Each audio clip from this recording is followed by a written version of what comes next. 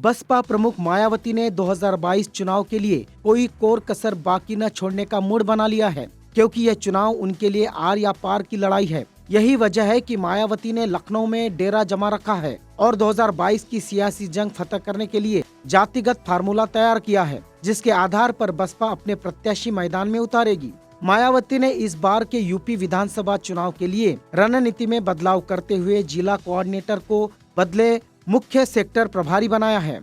बसपा के सेक्टर प्रभारी के जरिए ही मायावती 2022 में होने वाले विधानसभा चुनाव के उम्मीदवारों का चयन करेगी। इसी आधार पर बसपा विधायकी का टिकट बांटेगी। मायावती ने इस बार के चुनाव में टिकट बंटवारे के लिए जिस फार्मूले को तैयार किया है, उसके लिहाज से ओबीसी को प्राथमिकता देने की रणनीति है। इस रणनीति के तहत प्रदेश के हर जिले में 1 से 2 ओबीसी उम्मीदवारों को टिकट दिया जा सकता है। पार्टी के अंदरूनी सूत्रों के मुताबिक बसपा सामान्य जाति में सबसे ज्यादा ब्राह्मण को तवज्जो देगी। इसके बाद उसने अपने आधार बैंक, दलित और मुस्लिम को टिकट देने की रणनीति बनाई है। यूपी में तमाम ओबीसी जातियां हैं, उन पर बसपा दांव खेलकर उनको अपना प्रत्याशी बनाएगी। सूबे में करीब 50% से ज्यादा ओबीसी मतदाता है, जो सियासी तौर पर निर्णायक भूमिका में है। सामान्य जातियों की बात करें तो उसमें सबसे ज्यादा ब्राह्मणों को टिकट देकर मायावती ब्राह्मणों को खुश करना चाहती है। लेकिन इससे पहले भी मायावती ने ब्राह्मणों पर दांव लगाया था, जो कई बार फेल साबित हुआ। लेकिन फिर भी सतीश चंद्र मिश्रा की सलाह से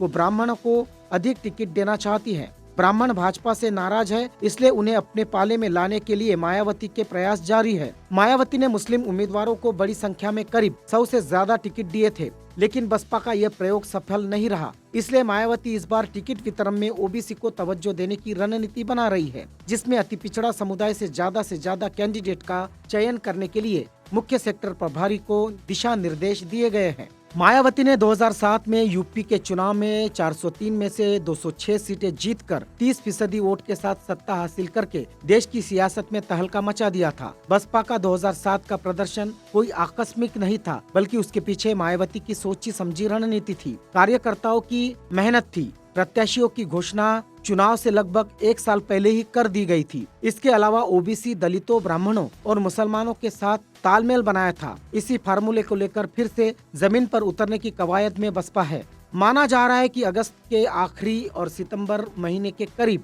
200 सीटों पर कैंडिडेट को मायावती हरी झंडी देगी। इसके अलावा बाकी बची सीटों पर अक्टूबर तक फैसला हो सकता है। देखा जाए तो मायावती की रणनीति तो अच्छा है, लेकिन ब्राह्मणों के ऊपर मायावती का दाव कहीं उल्टा न पड़ जाए, क्योंकि बीजेपी के केंद्र और राज्य में सत्ता में रहते ब्राह्मण वोटों का शिफ्ट होना मुश्किल लगता है। जिस तरह ममता बनर्जी ने जनरल सीट पर भी अनुसूचित जाति को टिकट दिया था, लगभग 18 सीट पर उन्होंने अनुसूचित जाति आरक्षित सीटों के अलावा टिकट दिया था, जिसका उन्हें फायदा हुआ। मायावती भी इस रणनीति पर काम करे तो सफल हो सकती है, लिहाजा ब्राह्मण प्रेम उन्हें कम करना होगा।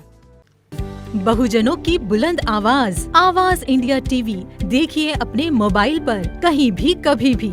आज ही आपके एंड्रॉइड प्ले स्टोर और एप्पल iOS ऐप स्टोर से आवाज इंडिया टीवी का ऐप डाउनलोड करें और देखिए आवाज इंडिया टीवी के लाइव प्रोग्राम आपके मोबाइल पर। आवाज इंडिया टीवी देखें यूट्यूब पर भी। आप हमारे यूट्यूब पेज youtube.com/आवाज इंडिया टीवी पर जाकर हमारे पेज को सब्सक्राइब करें। साथ ही घंटी की बटन दबाएं, ताकि हमारे नए वीडियोस आप तक आसानी से पहुंच जाएं। देखते रहे आवाज इंडिया टीवी, बहुजनों की बुलंद आवाज।